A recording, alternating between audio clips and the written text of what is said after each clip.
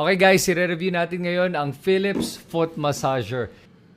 Itong foot massager na to is perfect sa mga tao na nagwo-workout o kaya nakatayo ka buong araw o kaya naglalakad ka buong araw tapos kailangan mo magpamasahe pero wala kang oras. Dahil ito, portable lang to. Nakita mo nga gaano kaliit siya. At pwede mo siya dalhin kahit saan. At ang maganda dito ay sobrang simple lang. Ipa-plug mo lang siya. Tapos pag-plug mo, ready to go na. So, press power. Ayan, nakita mo yan. May foot mode. Meron din siyang leg mode at saka may intensity. Yan, lahat yan. Oh.